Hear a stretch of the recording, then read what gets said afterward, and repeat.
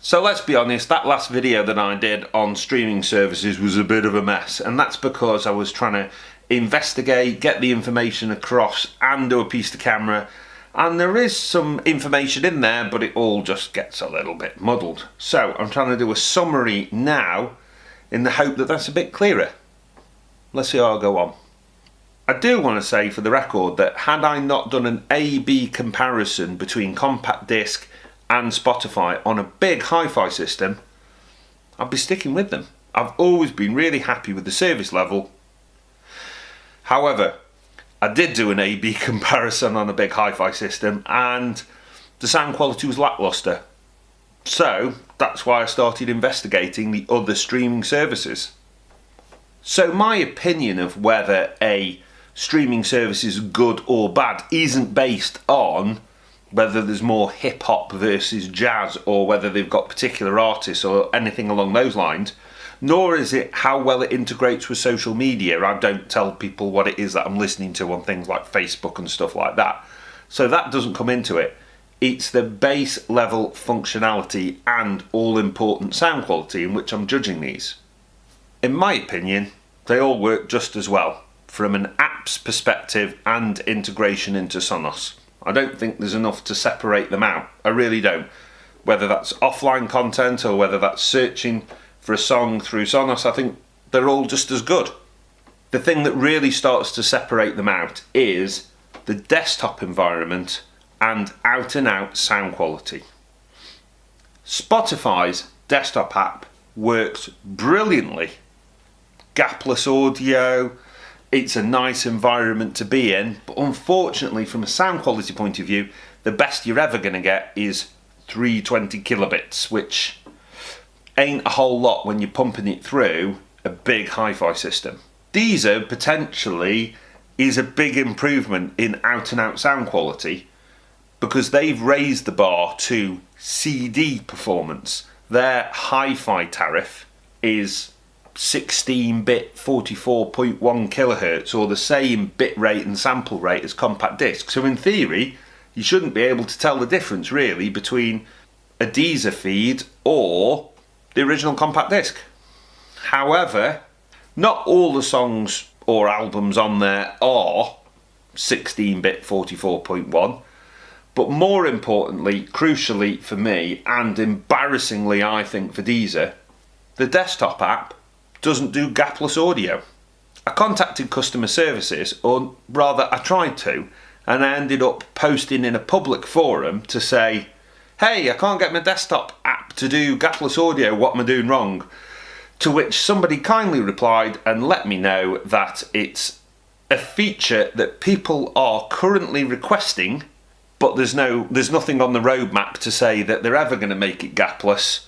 And if they do, there's absolutely no indication as to when that time frame might be. Also, lots of people are banging on about high-res audio these days, and I just didn't feel that 16-bit 44.1 was good enough, really, so I removed it from the test. If you are going to opt for Deezer HiFi, pay for it in euros, because it's $19.99 in euros or $19.99 in Great British pounds, which I think's a bit naughty. Qobuz I find to be very confusing. The desktop app, again, isn't gapless, and I think that is crucial.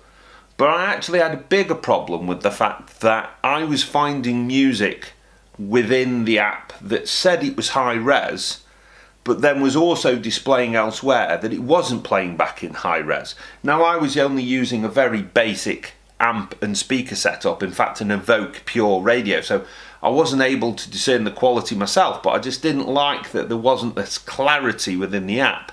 It didn't seem to be either one or the other. In one place it said high res and then somewhere else it said it wasn't, and I couldn't really get my head around that.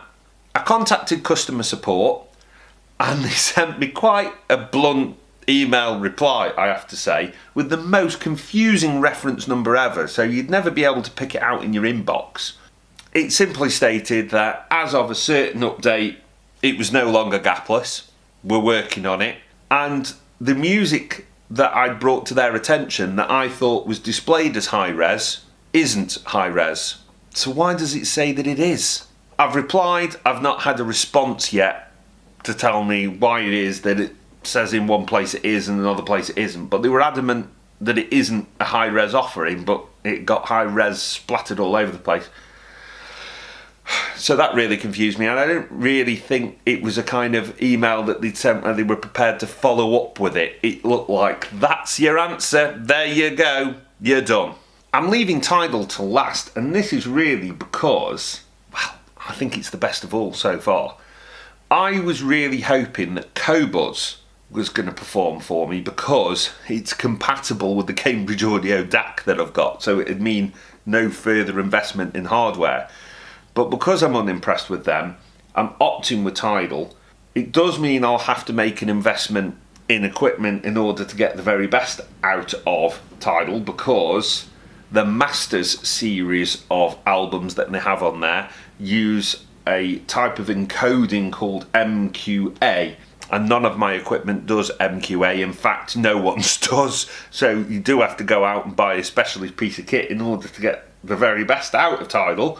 But I think it's probably going to be worth it, to be honest with you, because the environment, the app environment, is gapless, crucially, and also very pleasant to use. It also integrates magically with something called Rune that I've been testing, that I'll do a separate video on, and I've been really impressed with how well it works through that. And very importantly, when I ask for help, sending them an email to say, hey look, when I've added Tidal to my Sonos, it doesn't seem to work in the desktop properly anymore, I got a proper reply from somebody called Ashley with a proper reference number from somebody in customer support, not in a public forum, and not a curt email to say bye now. They asked me a series of questions to which they seemed bothered about the replies, and I reckon that problem they'll get sorted. However, I've slightly evolved past it with using Rune, but I just thought their response was really good, and customer service really does matter. I was unhappy with Deezer's post it in a public forum, and I was unhappy with Qobuz's, right, well, you're done now. So I think Tidal wins. Out now, sound quality, despite the fact that I've got to buy additional hardware, customer support, and the fact that the app on a desktop PC is a nice place to be and has gapless audio, means they win. Tidal wins. Fact. In my next video, I'll show you how well Tidal integrates with Rune and what the devil Rune is, and is it better than Sonos or is it just different, and so on and so forth. But for now, I'll say goodbye.